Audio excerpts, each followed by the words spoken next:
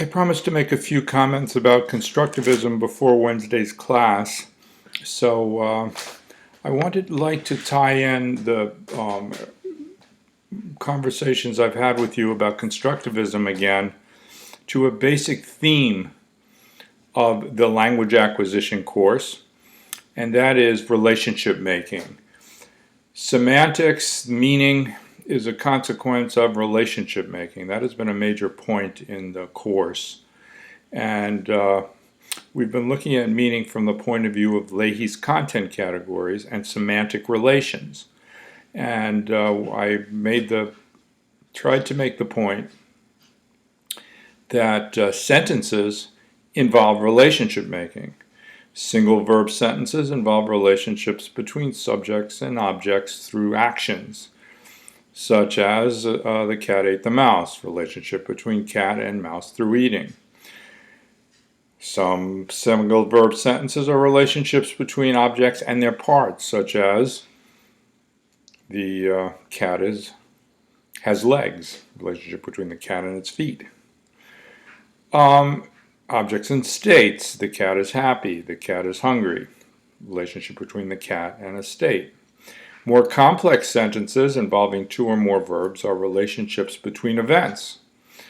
Those can be time relationships between events. This happened and then that happened. Causal relationships between events. Epistemic relationships between events. I know and what I know, etc. The theme of relationship making then raises the issue, do children ever engage in activities in which they naturally make relationships? The answer to that is yes, they do. The kinds of activities they engage in that involve relationship making we call play to begin with, because during play, kids put things in, take things out. In the videotapes that I used to illustrate this, you saw a child with Down syndrome putting beads together, which is a extremely obvious relationship-making activity, something he decided to do on his own. My children, if you watch the videotape with the two kids playing with the cars, they were playing with the cars, but then they arranged the cars in certain ways. And kids put things in cars, out of cars, put cars together, etc. Play involves relationship making. Now, relationship making can be provoked by language. We can explain to kids this goes with that, or we can explain to children how to do something verbally. But relationship making also involves, in a more natural way, involves actions, that is physical manipulations of objects in which kids have goals, such as parking their fire engine in a garage, or figuring out how objects embed one into another. They set goals for themselves, and they act to achieve their goals by making relationships between things. And then they run into problems because sometimes things don't fit, or things don't work out with one relationship, so they have to try something else. They have problems and they try to resolve those problems. And in the process, they get a lot of information about their objectives because they have their senses to get information through. And they check on things. Sometimes they get into linguistic. They actually get comments from other people about what they're doing. They get feedback, in other words. And hopefully they don't only do, but they think about what they do.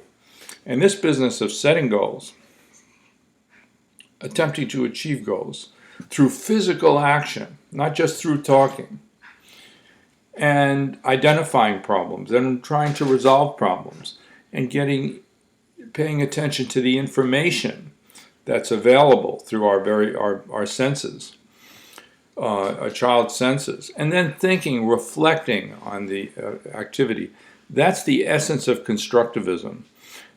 It is a primary point of view about how children learn about relationships. They make discoveries as they themselves physically make relationships, and those physical relationships and the feedback from them, when reflected upon, help the children make representations about their world. And these representations of relationships, allow kids to create mental representations. Thus, the world moves from outside to inside the child's mind. And the child then has something to talk about. Because remember, language is a code whereby ideas about the world, not the real world, but ideas about the world are represented. Ideas. So children have to get the world into their mind and have to actually create the relationships in their mind that will lead to sentences, stories, etc. So that is really the essence of constructivism, and I wanted you to reflect on that a little bit as we move forward. Now, some of you were with me in the research course, and in the research course, we also talk about relationships, to be honest with you, primarily those relationships between dependent and independent variables. Well, in any event, when I was illustrating structural research, I think in the research course, I challenged everybody to engage in this task, this Tower of Hanoi task, if you remember. And this task involves taking concentric discs. Let me tilt this, and let me tilt this a particular way so you get a sense. These concentric discs, and moving them from one post to another with certain restrictions, and that is one disc must be moved at a time, although it can be moved in either direction.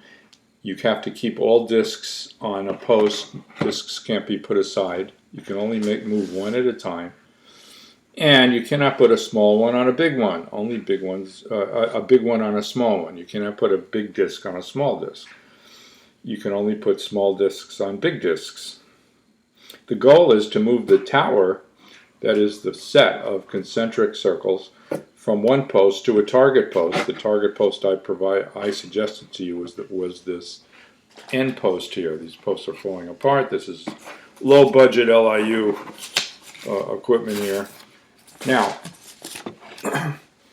I am going to reintroduce this task and refer to it again on Wednesday, but I refer to it to you now because this is engaging in a task like this is a constructivist task, really. This is a Piagetian task.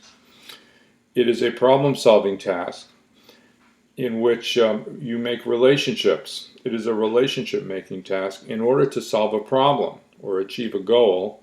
The goal is to get a set of disks over to from one post to a target post. Here I have 3 disks, and I'm going to show you how to achieve the 3-disc Hanoi Tower. 3 disks, if you can see this. I'm trying to get this at a particular position where you can see it and see how to do it. This is the best way to do the 3-disc task. You take the smallest disk and move it to the target post. You take the second disk and move it to the middle post. Your goal being, you have a sub-goal here, and that is to make a sub-tower in the middle so that you can move the largest disk, your base disk, to the target post. Now that's perfect because, again, we want all these disks to move to a target post. Now we'll move this middle one away from the next largest one. We'll move that on top of the largest one. And we have one more move. And voila, we have solved the 3-disc Hanoi Tower. That is the 3-disc tower.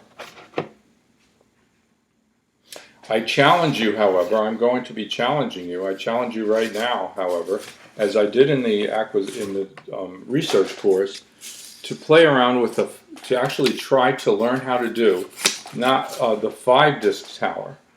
I showed you the 3-disc tower and how to achieve it. You can review the videotape and practice that 3-disc until you get that. Then try to do the 5-disc tower. 5-disc tower.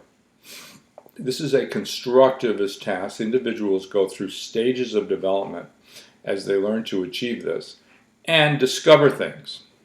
And I will be discussing this with you this week and perhaps next week as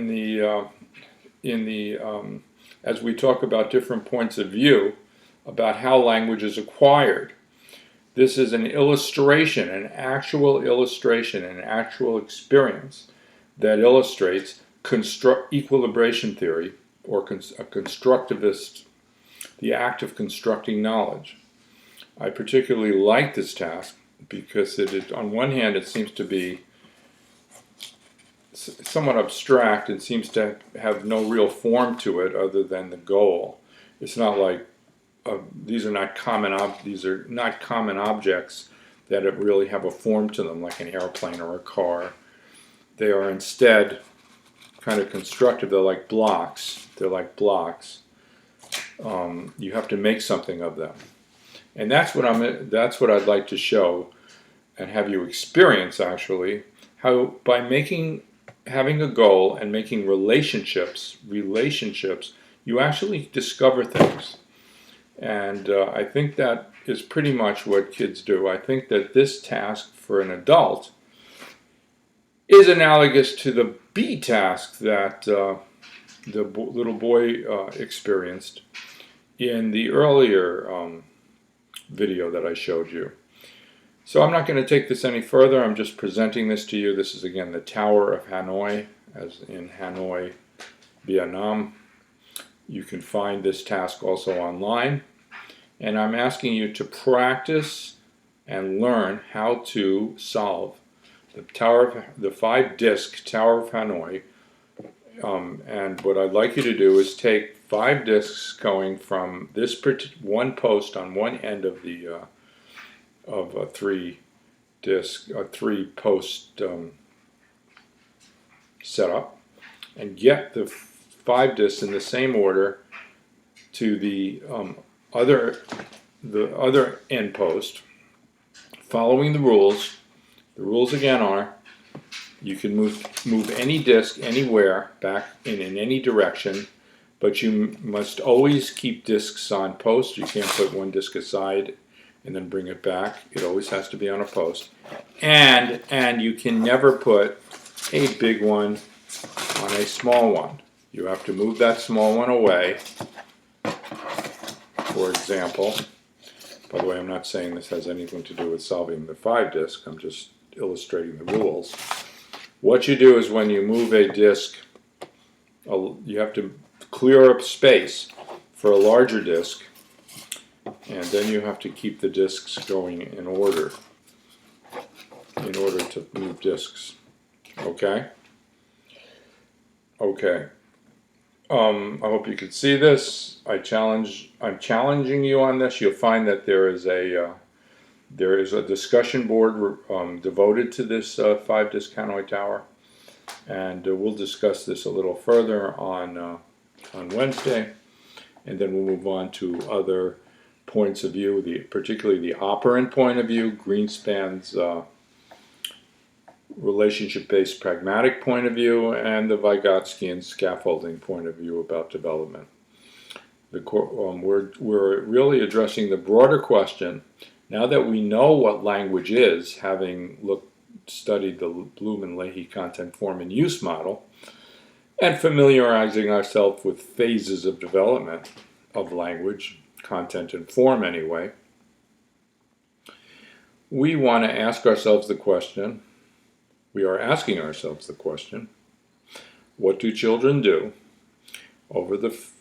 from conception on perhaps, but certainly over the first year or two of life, and then throughout their language learning period? What do they do to acquire language? And one answer to that is they engage in constructive activity. So we'll continue with this when I see you on Wednesday.